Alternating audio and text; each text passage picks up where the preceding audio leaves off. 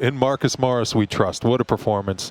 36 points, 10 boards. He knows how to win basketball games in this league, and he proved it out there. He was huge, and he was clutch. Highest scoring game of the season for the Knicks with Morris. He was one shy of his career high, but he just hit so many big shots. He did, and not only did he make big shots, he made big passes. The threes were flying and falling.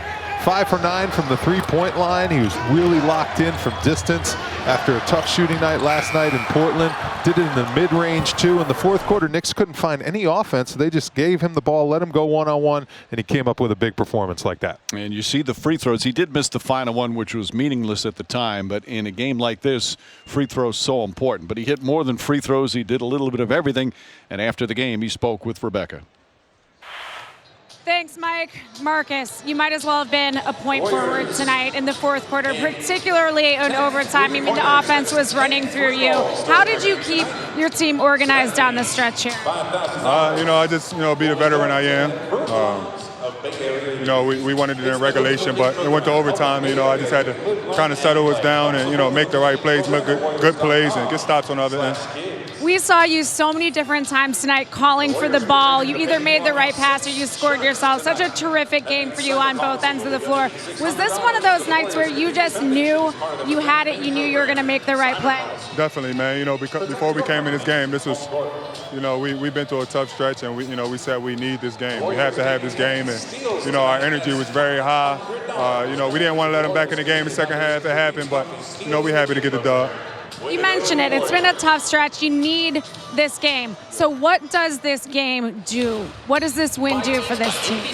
Give us some confidence, man. Restore some confidence. It's been a long road for us. We've been in tight games, and finally we get to pull one out. And I like our effort. I like the way we play together as a team.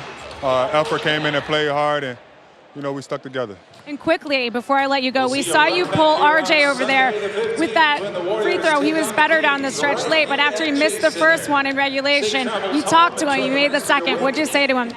I told him we're coming back to him. When he was open, there's no hesitation. I'm always going to ride with him, and that he's getting older, he's maturing, and we're going to live with that situation. 10 out of 10 times, and I'm going to keep giving it to him. Thanks, Mark. Thank you, guys. Big plays from Marcus Morris. You mentioned the pass as well. That pass he set up for Mitchell Robinson. And, again, coming on the second game of a back-to-back after getting hammered last night in Portland. Obviously, in the locker room, the coaching staff and the leadership of the players keep everybody up, and knowing how important it was tonight, because the next two games, Sacramento and Denver, two really tough places to play. Who knows how long a losing streak can go, but to get that one and end that losing streak and able to have at least for a night to smile and celebrate a victory. Incredible poise, honestly. I mean, they were on the verge of blowing this game and an 18-point lead that they went into halftime with. But I give Marcus Morris a ton of credit. I give Elfrid Payton a ton of credit, because there was a time where Elfrid Payton was kind of making some tough decisions, but he didn't let that faze him. He forgot about some bad plays that he made, and he made some big plays down the stretch. And how about R.J. Barrett making a couple key free throws? Would have been nice if he made both of those down the stretch of regulation. Would have iced it in regulation, but knew this one wasn't going to come easy, right, Mike? We were up here.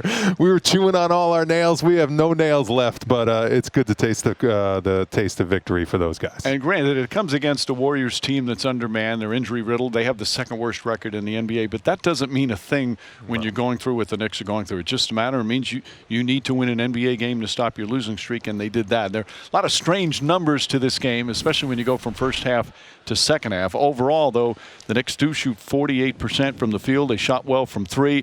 And as the free throws. Right, exactly. That's more like it. The free throws, which has been such a thorn in their side all season long. They hit some big free throws down the stretch in the overtime.